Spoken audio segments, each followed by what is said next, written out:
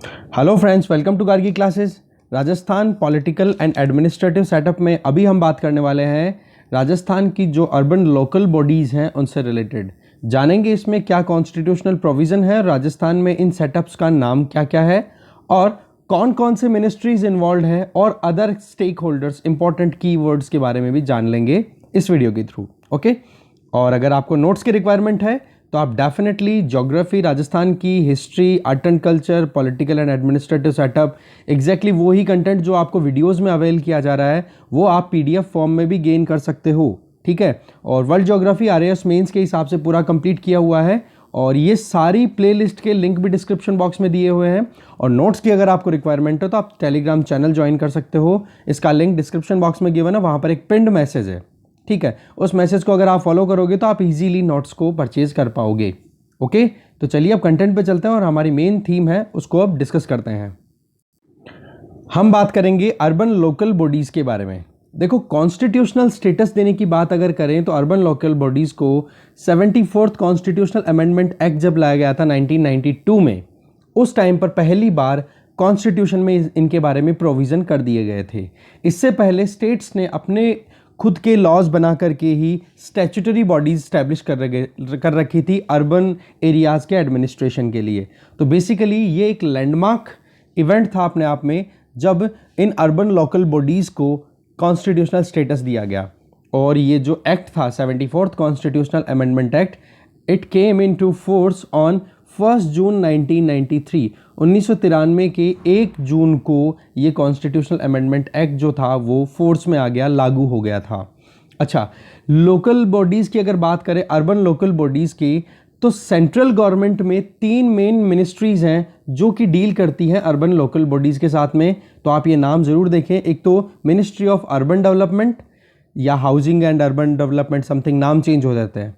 ठीक है, दूसरी मिनिस्ट्री ऑफ डिफेंस जो कि कैंटोनमेंट एरिया से डील करती है, और तीसरी जो है that is ministry of home affairs जो कि यूनियन टेरिटरीज से डील करती है। तो इन तीनों मिनिस्ट्रीज़ के नाम आप ज़रूर याद रखोगे, ministry of urban affairs, ministry of defence, ministry of home affairs. Ministry of home affairs का जो रोल है वो मेनली होता है यूनियन टेरिटरीज़ में, जैसे दिल्ली हो गया, पुदुचेरी हो गया, इधर देखो आप दमन एंड दीव हो गए, ये क्या सिटीज़ ही हैं अपने आप में, अर्बन एरियाज़ ही हैं। तो यहाँ पर मिनिस्ट्री ऑफ होम अफेयर के अंडर में चलती है यहाँ की रूलिंग। अगर मिनिस्ट्री ऑफ डिफेंस की बात करें तो कैंटोनमेंट बोर्ड, जहाँ पे छावनियों की बात करें, जैसे कि राजस्थान की हम बात कर रहे हैं तो यहाँ पर नसीराबाद छावनी जो है वो कैंटोनमेंट बोर्ड ही है जो मिनिस्ट्री ऑफ डिफेंस के अंडर चलती है। और इसके अलावा अर्बन डेवलपमेंट, हर एक जो सिटी है, हर एक टाउन है वो अर्बन डेवलपमेंट मिनिस्ट्री के अंडर ही आता है। अब बात कर लेते हैं कि पहली थोड़ा historical perspective point of view से कि फर्स्ट म्यूनसिपल कॉरपोरेशन कहाँ पर स्टैब्लिश हुआ था इंडिया में। तो ये स्टैब्लिश हुआ था मद्रास में 1687-88 के टाइम पे। और ये फैक्ट हमने फर्स्ट वीडियो जब हमने डिस्कस किया था ना ये पंचायती राज इंस्टीट्यूशन वाली में, उसमें ये बात आपने देखी होगी। इसके अलावा आप देखोगे जब ये 74th कॉन्स्टिट्यूशनल अमेंडमेंट एक्ट लाया गया था तो उसमें एक तो पार्ट 9A जोड़ दिया गया था कॉन्स्टिट्यूशन में।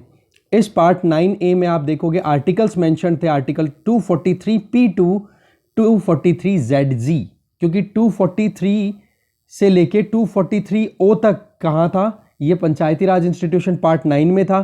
फिर उसके नेक्स्ट पार्ट जोड़ दिया पार्ट 9A, जिसमें ये आर्टिकल आ गए 243P से 243ZG तक। साथ में एक और शेड्यूल ऐड कर दी, 11वीं शेड्यूल। तो हमें पता ही है पंचायती राज इंस्टीट्यूशंस के जो इंपॉर्टेंट 29 सब्जेक्ट्स जो अलॉट किए थे जिन पे वो कानून बना सकते थे, जिन पे वो रूलिंग कर सकते हैं। इसके अलावा 12वीं शेड्यूल ऐड कर दी गई 74th कॉन्स्टिट्यूशनल अमेंडमेंट एक्ट के बेसिस पे। इसमें 18 सब्जेक्ट दिए गए अर्बन लोकल बॉडीज़ को और ये मेंशन की हुई है आर्टिकल 243W के अंडर में। ठीक है, तो ये आप जरूर ध्यान रखें।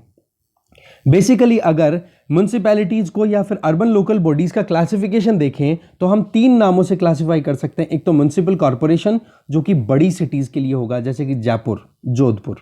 ठीक है, सिमिलरली म्यूनसिपल काउंसिल, जिला परिषद अगर स्मॉल अर्बन एरिया है, जैसे सीकर हो गया, झुंझुनू हो गया, यहाँ पर आपको जिला परिषद मिलेगी, ये म्यूनसिपल कॉरपोरेशन मिलेगी। ठीक है, नगर परिषद जिसको बोलते हैं।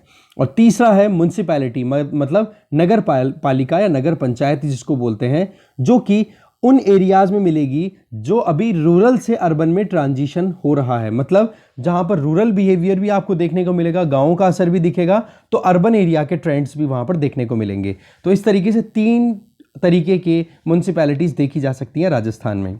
अगर राजस्थान की हम पर्टिकुलर बात करें तो फर्स्ट म्युनिसिपैलिटी नगर पालिका जिसको हम बोल रहे हैं वो राजस्थान में स्टैब्लिश हुई थी 1864 में। कहां पर? माउंट आबू।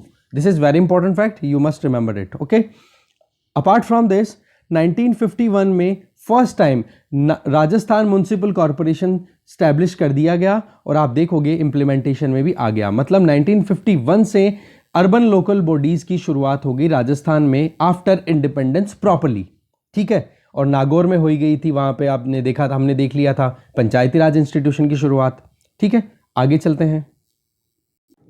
अब ये जो क्लासिफिकेशन है कि म्युनिसिपल कॉरपोरेशन किसको बोलेंगे, म्युनिसिपल काउंसिल किसको बोलेंगे और म्युनिसिपैलिटी किसको बोलेंगे, तो अगर अर्बन एरिया की पॉपुलेशन 1 लाख तक ही है, 1 लाख से कम है, तो वहां पर तो बनेगी म्युनिसिपैलिटी, इसका मतलब हो गया नगर पालिका। दूसरा, अगर 1 लाख से ज़्यादा है पर 5 लाख से कम है पॉपुलेशन कोई भी अर्बन एरिया की, तो वहां पर म्युनिसिपल काउंसिल मतलब नगर परिषद वहां पर बनेगी। और अगर 5 लाख से भी ज़्यादा पॉपुलेशन है तो वहां पर आपको मिलेगी नगर निगम, म्युनिसिपल कॉरपोरेशन। आप देखोगे म्युनिसिपल कॉरपोरेशन को हेड किया जाता है, इसका हेड कौन होता है? महापौर। ये इंपॉर्टेंट बात है, आप ध्यान रखना। इसके अलावा राजस्थान की अगर बात करें तो म्युनिसिपल कॉरपोरेशन मतलब 5 लाख से ज़्यादा पॉपुलेशन वाले कौन कौन से सिटीज़ हैं, कौन कौन से टाउन्स हैं, अगर उनकी बात करें तो टोटल 7 सिटीज़ हैं जहां पर म्युनिसिपल कॉरपोरेशन है। सिटीज़ तो 7 हैं, ये ध्यान रखना आप, टोटल सिटीज़ 7 हैं। एक तो हो गई जयपुर, एक कोटा, एक जोधपुर, एक अजमेर, एक बीकानेर, एक उदयपुर और एक भरतपुर। ठीक है, जयपुर, कोटा, जोधपुर, अजमेर, बीकानेर, उदयपुर और भरतपुर, ये नाम आप याद रख सकते हो। ये 7 ऐसे सिटीज़ हैं जहां पर म्युनिसिपल कॉरपोरेशन मतलब नगर निगम चल रहा है अभी राजस्थान में। और म्युनिसिपल कॉरपोरेशन के नंबर्स कितने हैं वो अगर देखोगे तो वो मिलेंगे आपको 10, क्योंकि जयपुर, जोधपुर और कोटा ये 3 ऐसी सिटीज़ हैं जहां पर पॉपुलेशन 10 लाख से ज़्यादा है।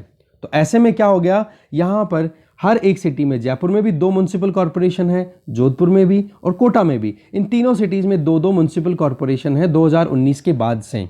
तो करंट अगर आप देखो तो 7 सिटीज़ में म्युनिसिपल कॉरपोरेशन है और नंबर ऑफ म्युनिसिपल कॉरपोरेशन कितनी है? 10। ये बहुत इंपॉर्टेंट फैक्ट है, घुमाने में काम आ जाएगा। ये पेपर में थोड़ा बहुत भी अगर थोड़ा ट्विस्ट दे करके पूछ लिया ना तो आप फंस सकते हो, तो थोड़ा ध्यान रखना इस चीज़ का।